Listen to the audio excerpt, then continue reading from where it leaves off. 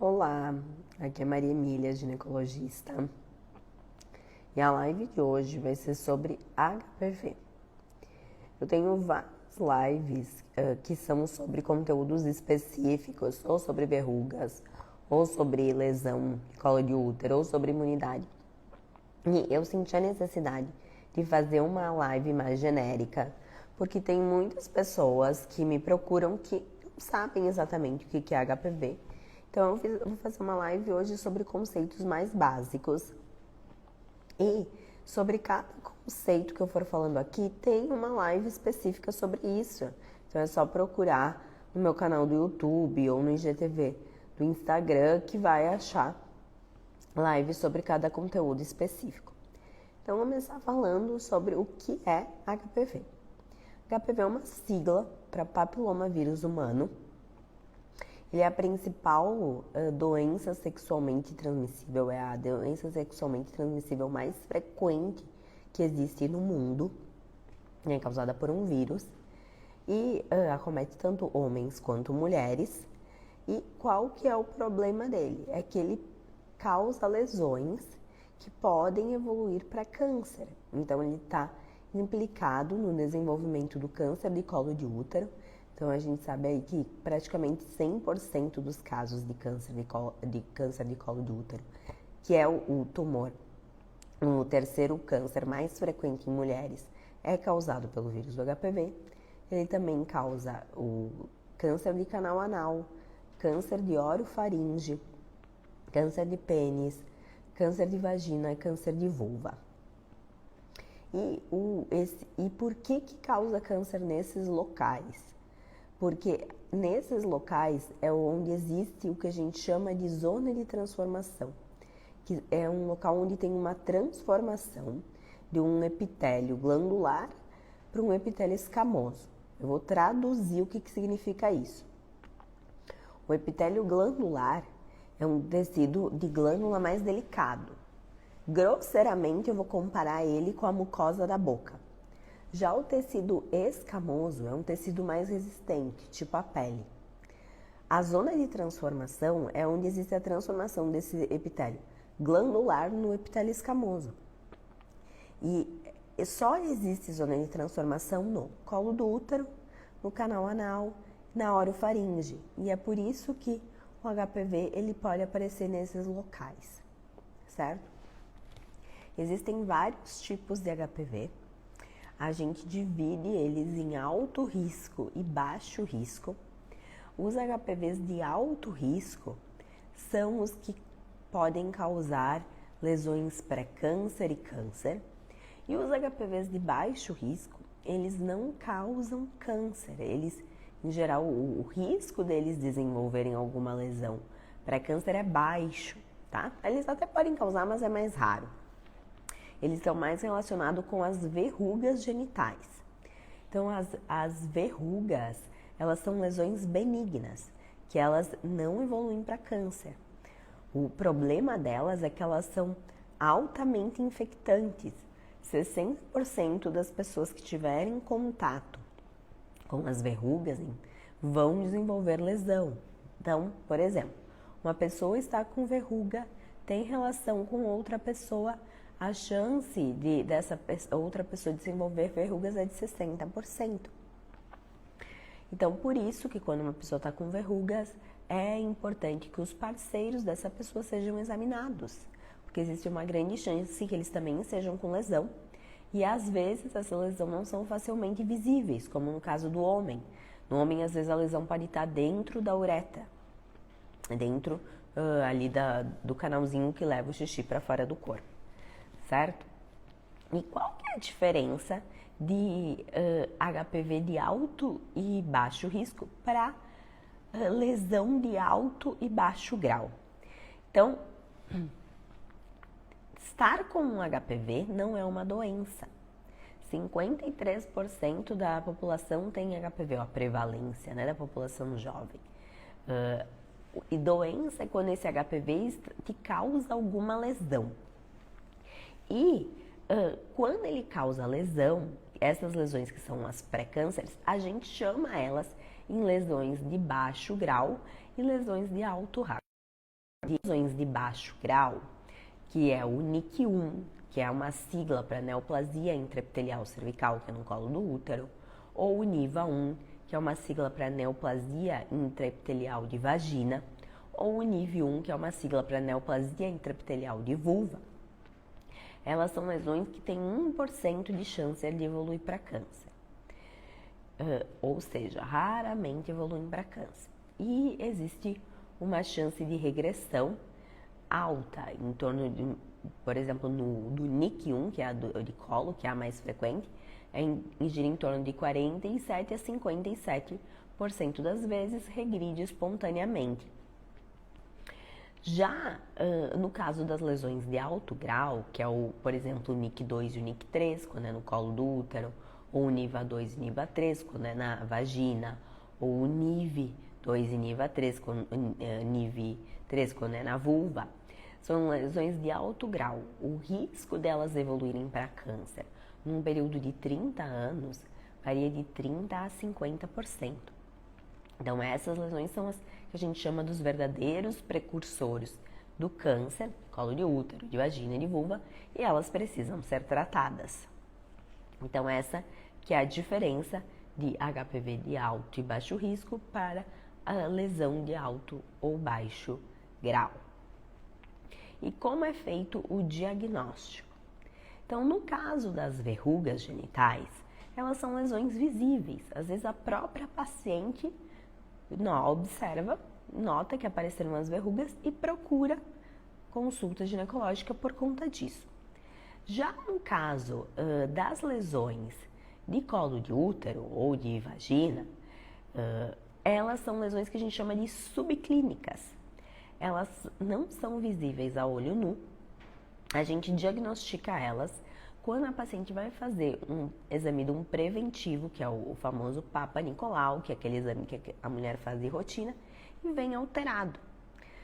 Por conta do exame alterado, ela acaba indo para uma investigação, e nessa investigação a gente encontra a lesão. Atualmente, a gente faz rastreamento, a recomendação atual é, quando disponível, a gente fazer rastreamento com pesquisa de HPV. Então, junto com a coleta do preventivo, no mesmo exame a gente consegue fazer a coleta da pesquisa do HPV. E a pesquisa do HPV ele é mais sensível do que o próprio preventivo para detectar essas lesões subclínicas que podem evoluir para câncer, certo? Então é assim que é feito o diagnóstico. Como saber se a pessoa tem HPV? Então, no caso das verrugas, a gente sabe examinando, fazendo o exame ginecológico. Já no caso das lesões que são subclínicas, a gente sabe se a pessoa... Uma coisa é estar com HPV, outra coisa é ter lesão. Para saber se está com lesão, vai ter que fazer um exame de colposcopia e a pesquisa do HPV e o preventivo e a vulvoscopia. Então, a lesão, a gente enxerga ela na colposcopia e na vulvoscopia. O que é a colposcopia? É um exame que olha o colo do útero e a vagina, e no caso da vulvoscopia, a vulva, que é a parte externa da genitália feminina, com um microscópio, que é o colposcópio, que é uma lente de aumento. E a gente enxerga essas lesões e faz uma biópsia delas para poder ter esse diagnóstico. Esse exame, ele é feito quando a pessoa tem um preventivo alterado ou quando ela tem uma pesquisa de HPV positivo. Outra forma de saber que a pessoa tem HPV é fazendo uma pesquisa de HPV. O que é a pesquisa de HPV? É um exame que coleta por via vaginal, vai coletar direto do colo do útero, é parecido com o preventivo, é a mesma escovinha que faz a coleta do preventivo, faz a coleta da pesquisa do HPV. E a gente tem dois exames, existe o PCR e a captura híbrida. A captura híbrida, ela divide o HPV em alto e baixo grau, em alto e baixo risco. Então, ela vai dizer se a pessoa tem um HPV de alto risco ou se tem um HPV de baixo risco, ou se tem os dois, o que pode acontecer. Já o PCR, que também é chamado de genotipagem, ele nos diz qual é o subtipo que a pessoa tem.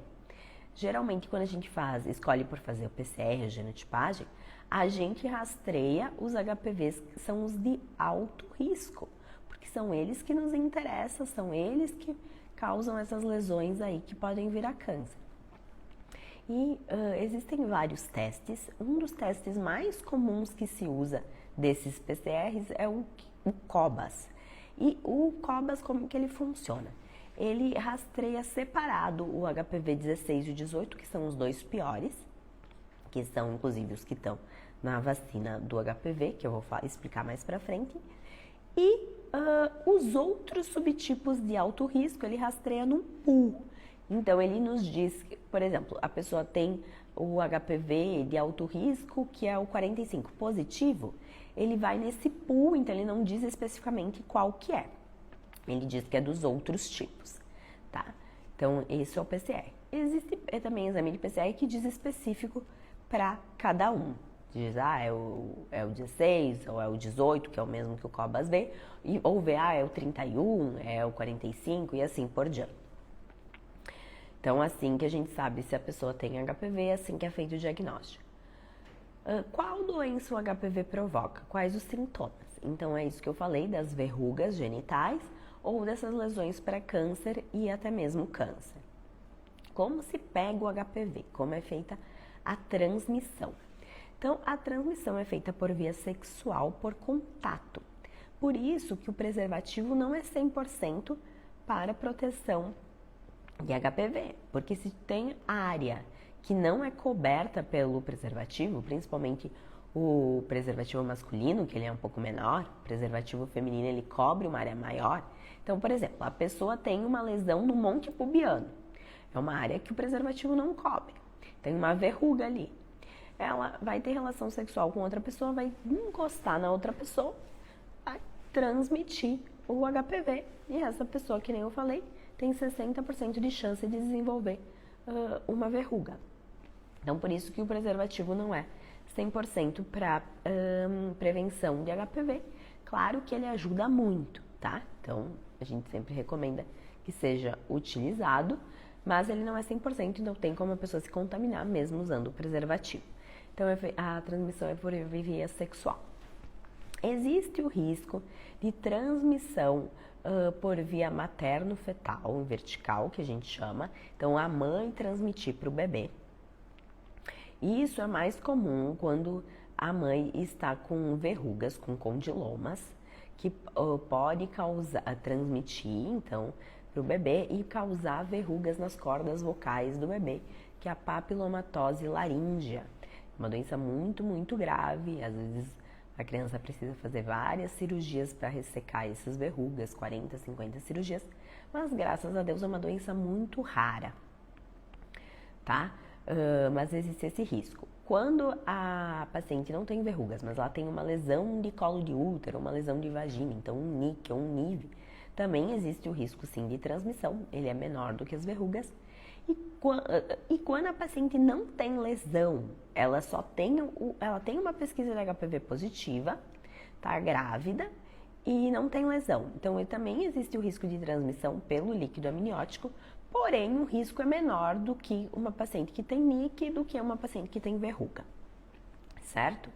Então, se uma paciente tá com lesão e tá querendo engravidar, recomendo que primeiro trate a lesão e depois engravide. Quais que são os tratamentos? Então, o tratamento vai depender de qual tipo de lesão a pessoa tem. No caso das verrugas, existem vários tratamentos disponíveis. De todos os tratamentos disponíveis, o mais eficaz e que menos dá recidiva é o tratamento a laser, que é um tratamento que, em geral, a gente faz no consultório. A gente aplica o laser e destrói essas lesões. E na maioria das vezes uma sessão única é suficiente para destruir as lesões. Claro que isso depende da quantidade de lesão que a pessoa tem. Se tiver lesões muito extensas para uma pessoa que tem uma imunidade muito comprometida, por exemplo, uma pessoa que tem HIV ou que é transplantada renal, às vezes não é possível fazer numa única sessão. Mas na grande maioria das vezes, com uma sessão a gente consegue fazer. Outro tratamento utilizado para as verrugas é o uso de Micmode, que é uma pomada, um agente imunológico que o paciente passa em casa para estimular o próprio sistema imunológico a combater as verrugas.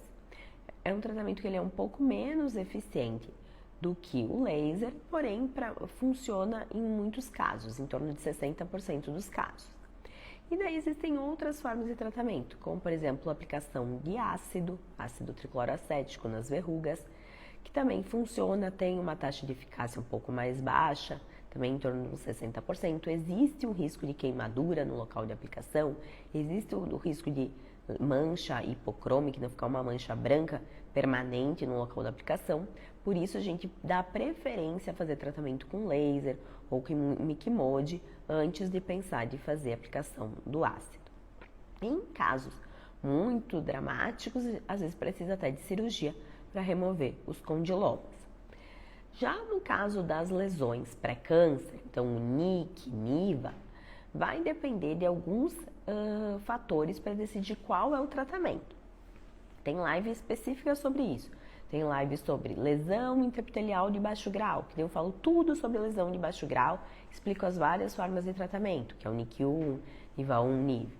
Lesão intraepitelial de alto grau, também tem live sobre isso, que eu falo especificamente sobre quais as formas de tratamento, tá? Essas lives estão disponíveis tanto no meu canal do YouTube, quanto no IGTV do Instagram, quanto no Facebook. Aqui eu vou falar de uma forma mais genérica.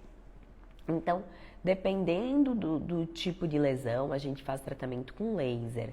Dependendo, a gente faz cirurgia de alta frequência, que é uma cirurgia que vai retirar uma partezinha do colo do útero que está com a lesão. Dependendo do caso, a gente faz acompanhamento. Daí isso individualiza, o tratamento individualiza, dependendo de cada caso. Quanto à cura do HPV, tem chance de curar o HPV? Então, assim, o HPV, ele é um vírus, que nem o vírus do Covid, que nem o vírus do HIV, não inventaram ainda um remédio que toma e mata o vírus. Isso não existe. Como, por exemplo, o antibiótico que usa para bactéria. Isso não existe. Então, o que a gente faz? A gente trata as lesões e melhora a imunidade da pessoa para fazer com que o próprio sistema imunológico da pessoa elimine o vírus. Então, tem cura sim, tem uma grande chance da pessoa eliminar o vírus quando é feito o tratamento de todas as lesões e quando é melhorado a imunidade, tá? No caso de pessoas que têm HIV positivo, por exemplo, é importante que a doença de base, então o HIV, seja tratado. Se a pessoa não estiver tomando o antirretroviral, tem uma chance maior das lesões por HPV permanecerem. Mesma coisa, pessoas que são usuárias de corticoide, que é uma medicação que diminui a imunidade. Então, tentar trocar as medicações quando possível é algo que ajuda também a melhorar a questão da imunidade. Por isso, e aí eu chamo atenção para um ponto. Tem algumas pomadas que às vezes a pessoa usa para coceira, ou quando eu tenho uma lesãozinha, eu acabo passando essa pomadinha aqui. E muitas vezes essa pomada tem corticoide e a pessoa nem sabe, acaba se automedicando com algo que pode sim contribuir para prejudicar a imunidade da pessoa. Quanto à vacina do HPV, vale a pena vacinar ou não? Também, de novo, tem uma live só sobre vacina que eu explico detalhadamente sobre isso. De forma genérica, vale a pena vacinar sim. As pessoas que mais se beneficiam da vacina são as que nunca tiveram relação sexual. Porém, mesmo pessoas que já tiveram lesão por HPV se beneficiam da vacina.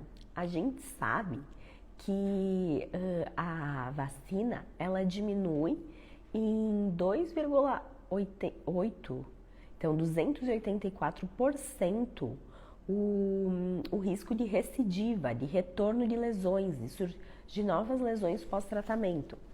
Tem um estudo que eu apresento na live de vacinas, que foi feito na Coreia do Sul, com mais de 700 mulheres que fizeram cirurgia de alta frequência, então a retirada numa partezinha do colo do útero, por lesão de alto grau no colo do útero, então NIC2, NIC3, e um grupo, metade das mulheres vacinaram uma semana após tratamento e a outra metade não vacinou.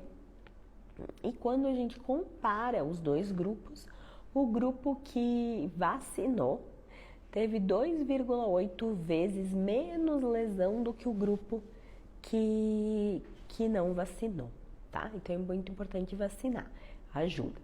A vacina, ela cobre 4 subtipos, é quadrivalente. Cobre o 16 e o 18, que são os dois piores, que são os de alto risco, e cobre o 6 e 11, que são HPVs de baixo risco, mas que eles causam 90% dos casos de verrugas genitais. Então, para quem também tem verruga recorrente, vale a pena vacinar para diminuir essa recorrência das verrugas. Um outro benefício da vacina que eu falei na live tanto na live de HPV e canal anal, quanto na live de HPV e orofaringe, é sobre a questão de proteger outros sítios. Quando a gente se contamina com HPV, pode acontecer da gente desenvolver imunidade e eliminar o vírus. Pode acontecer da gente desenvolver uma imunidade local e só ficar protegendo o local ali. Então, se contaminou no colo do útero, só ficar protegendo ali.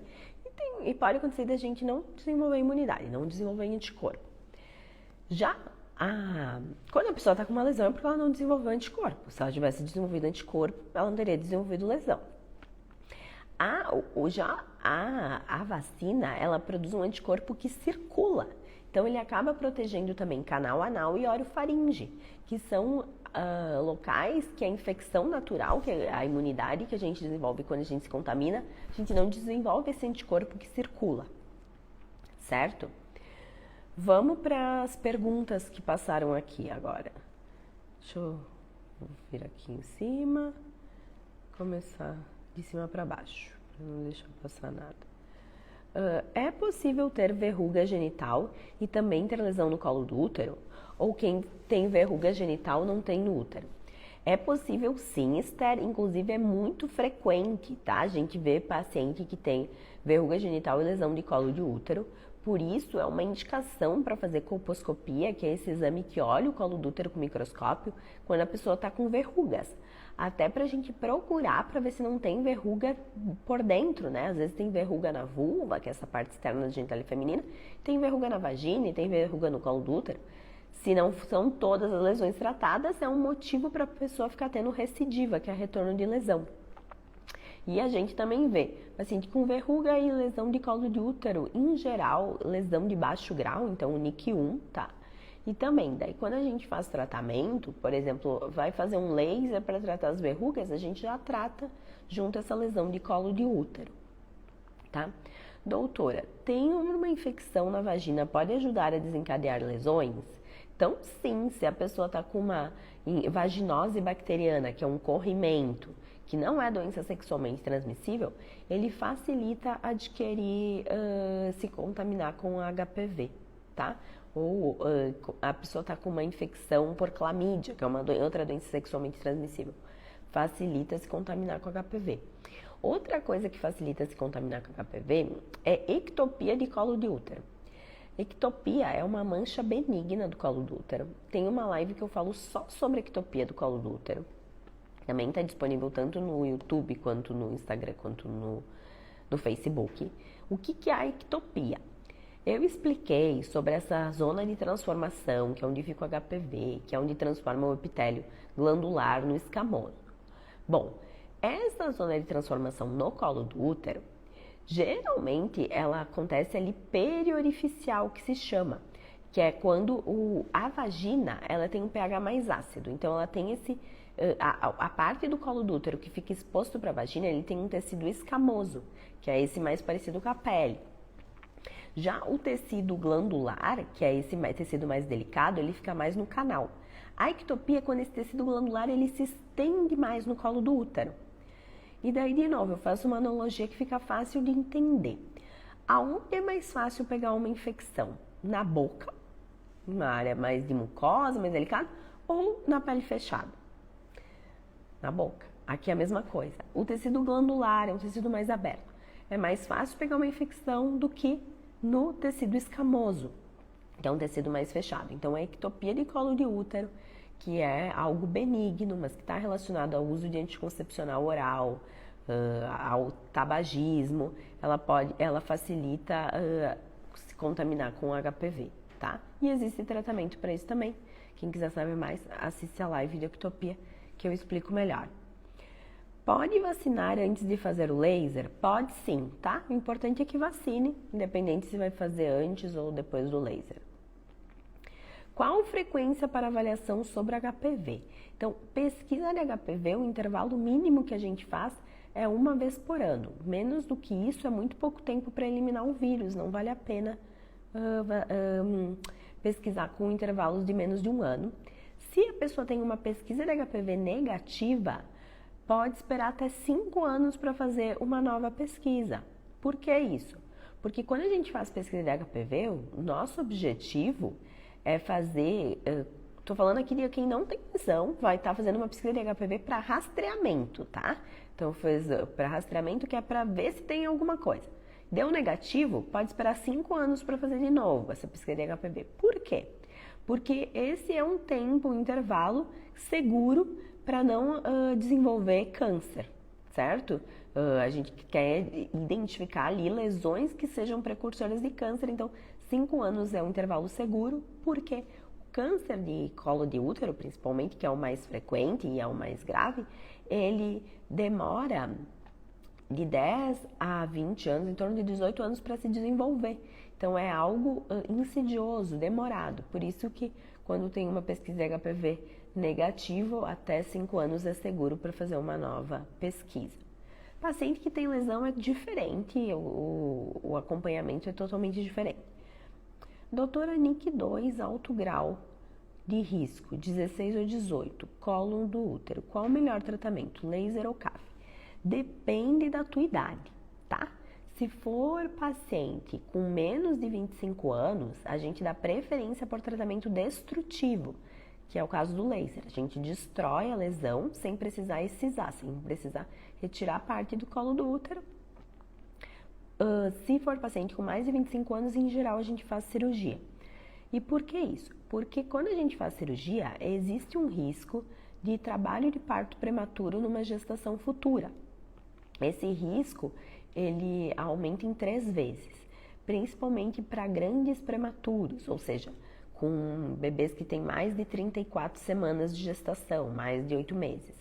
E aumenta também 4 vezes o risco de ruptura prematura de membranas, que é a bolsa romper antes do tempo, e de baixo peso ao nascer. Se é prematuro, vai ser baixo peso. Então, por conta disso, como as mulheres jovens têm uma imunidade melhor, uma chance maior de eliminação do vírus, o protocolo do Ministério da Saúde, ele preconiza tratamento mais conservador, então a gente pode ser menos agressivo em mulheres mais jovens. Então, menos de 25 anos, em geral, a gente dá preferência para o laser, mais de 25 anos a gente dá preferência para a cirurgia de alta frequência.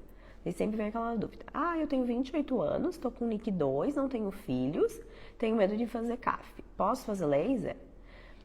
A gente individualiza cada caso. Tenho várias pacientes com essas situações que a gente acabou fazendo laser, acompanha em 6 meses, tá tudo bem, ótimo, tratou, resolveu, segue acompanhando sem precisar fazer cirurgia.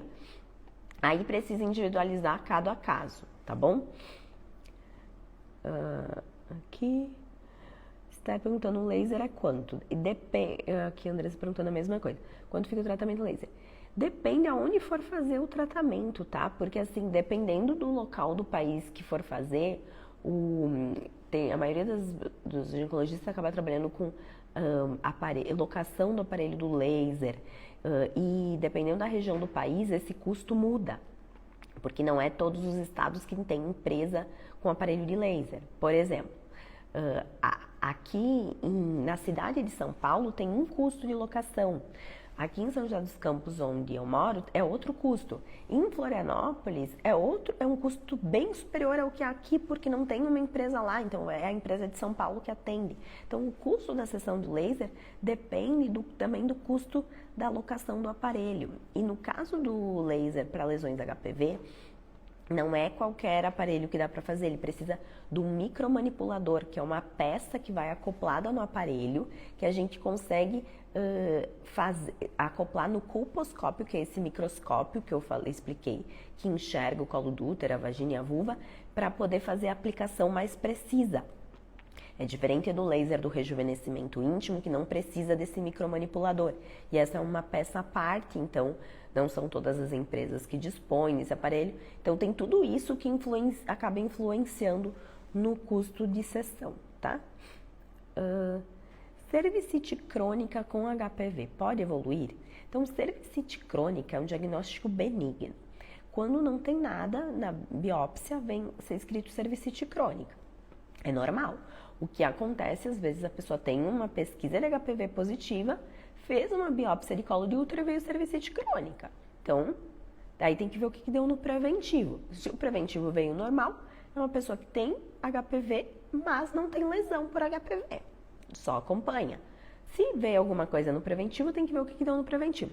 Mas cervicite crônica é um diagnóstico de biópsia que diz que está normal. Quais chances de cura das lesões ao realizar a cirurgia da alta frequência? Então, depende de algumas coisas. Se as margens estão livres ou não, é uma das coisas que a gente tem que ver.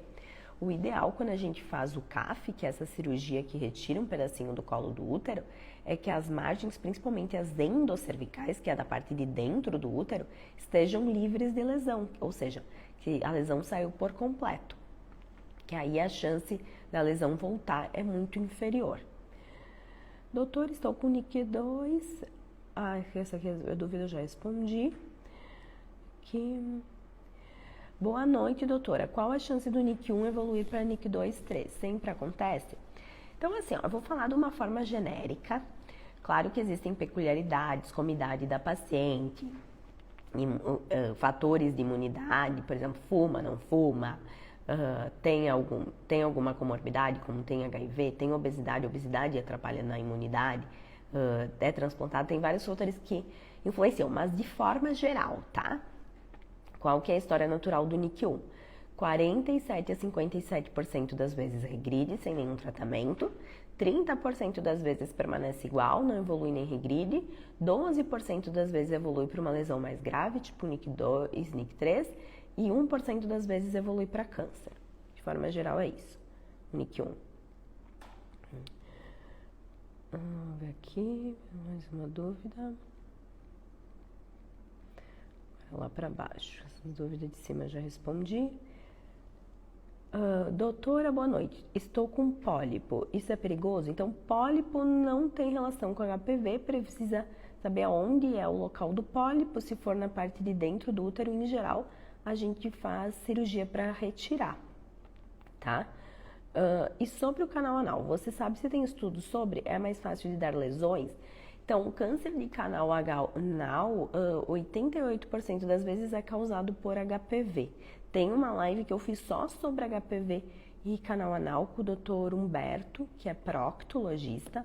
Essa live tá no YouTube, tá no Instagram, tá no Facebook. Então, para quem quiser saber mais, vai lá e assiste essa live que tá bem detalhado lá.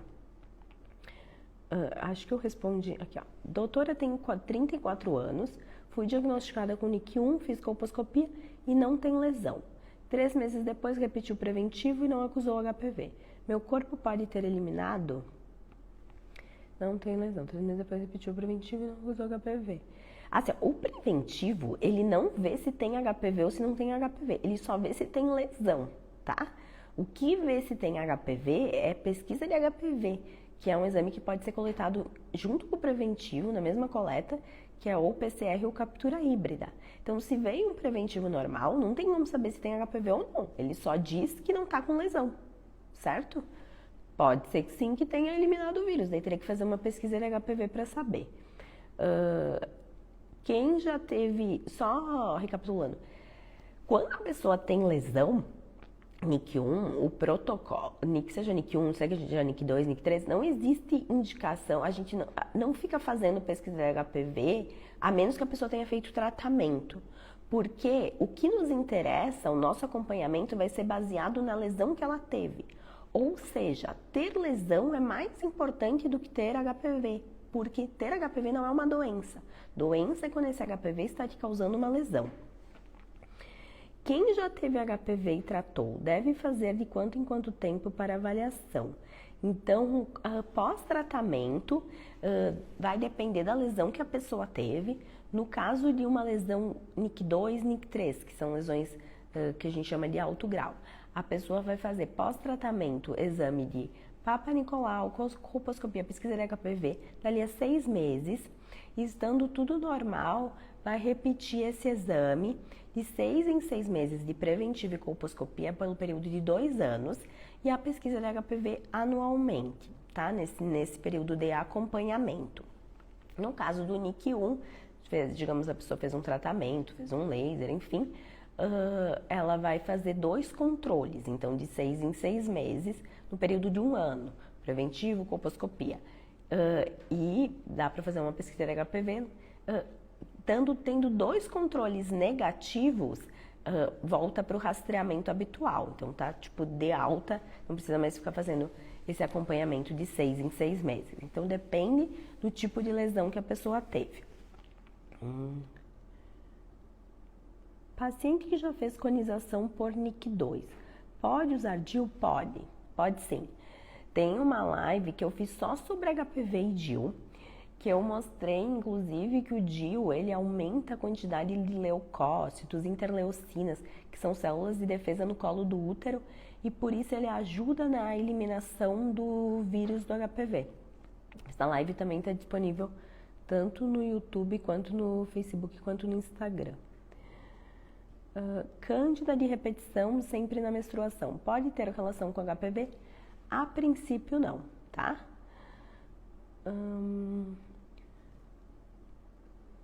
Doutores, sobre relação entre mulheres, elas se estimular com os dedos e logo após me estimular, eu posso contrair? Pode, tá? Eu tenho um paciente que, casal homoafetivo, e daí tem que avaliar as 2 parceiras, tá? Porque se uma parceira tem lesão por HPV, ela pode sim passar para outra parceira. Doutora, ter diagnóstico de NIC1 no colo no caso de ter anal e na orofaringe.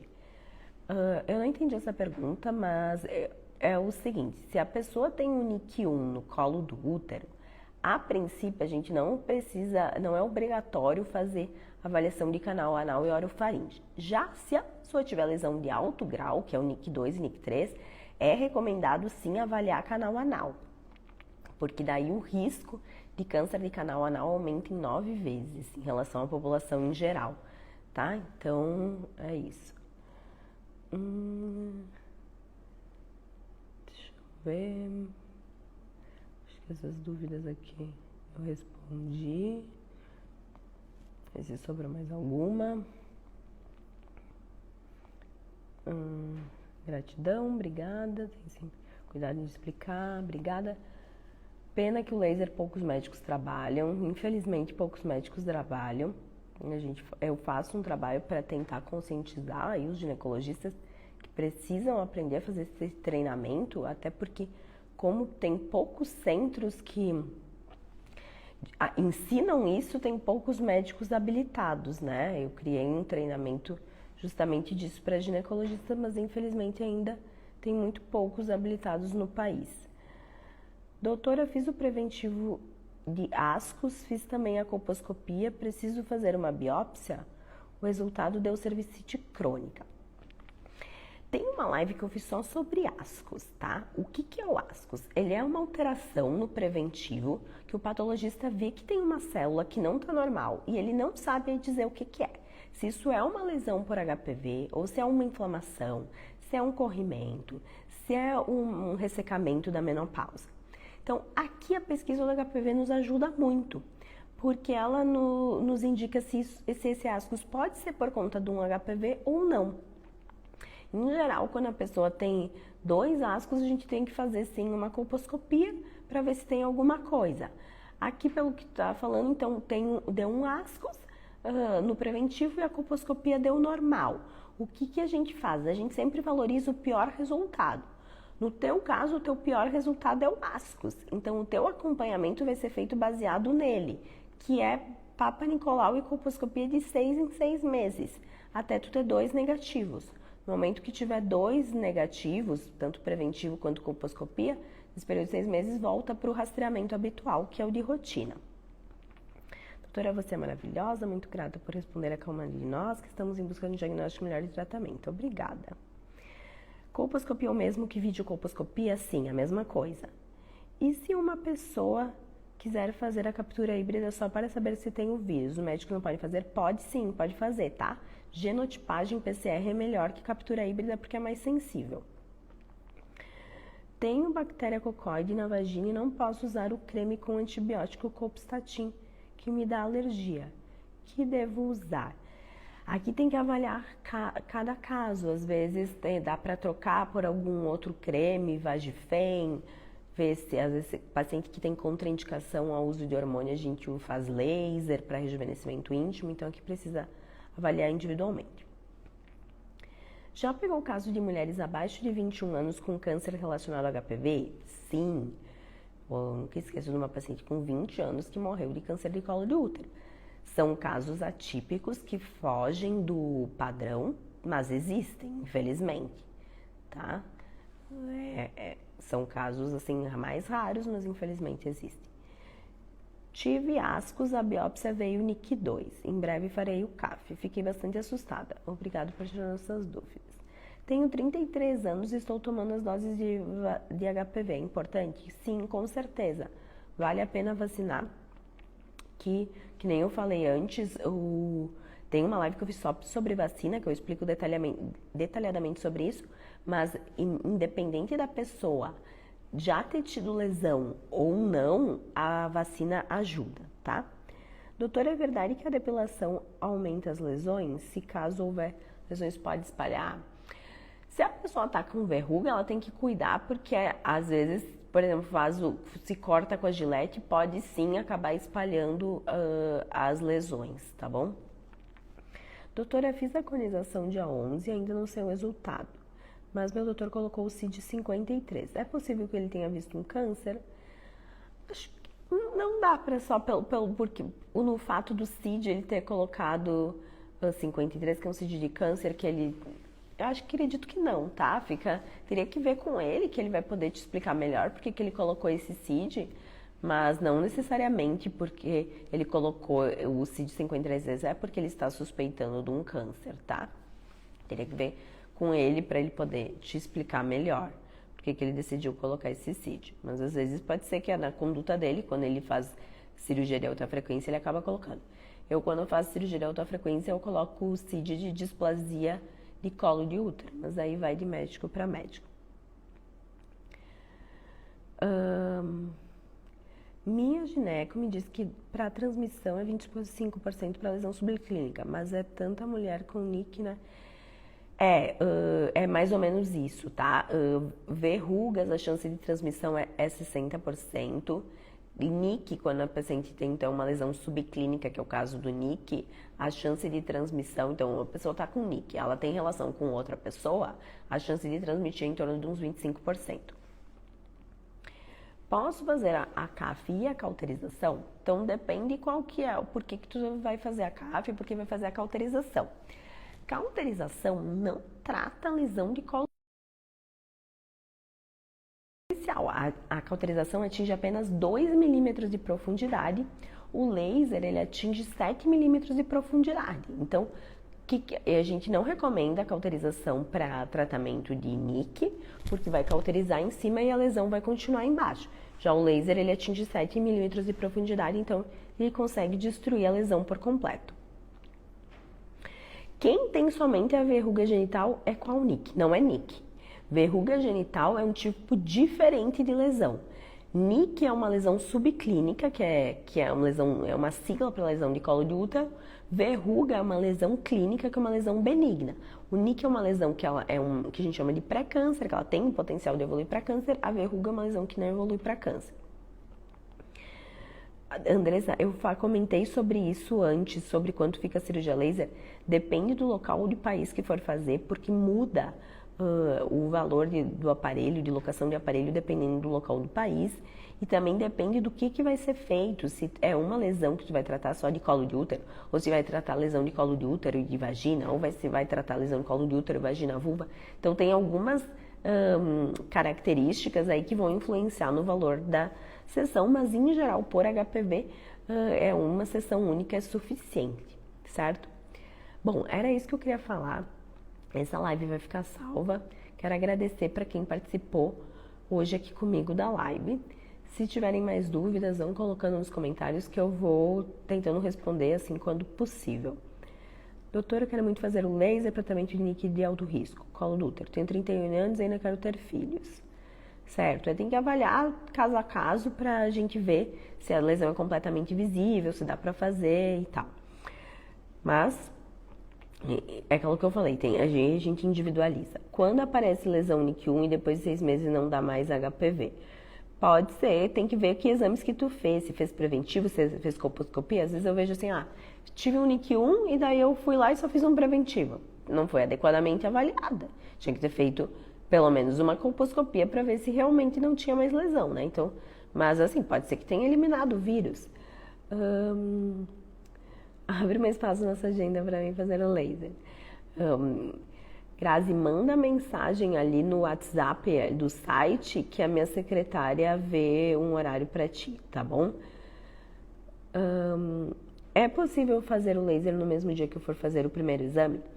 Em geral, a gente avalia a paciente antes, tá? Pelo menos a gente faz uma consulta online para avaliação, porque assim, o que a gente vê? Eu vejo muito paciente que às vezes não foi adequadamente diagnosticada. Já aconteceu, paciente que veio para mim, eu tô com uma NIVA 2, com uma lesão de alto grau na vagina, e quando eu fui avaliar, ela tinha uma lesão de colo também. 75% dos casos de lesão de vagina tem lesão de colo associada, então tem que avaliar. Então, geralmente, eu examino a paciente antes, faço uma colposcopia antes, procuro todas as lesões, porque o objetivo do tratamento é que a pessoa resolva o problema da pessoa. Para resolver o problema da pessoa, tem que avaliar, saber todas as lesões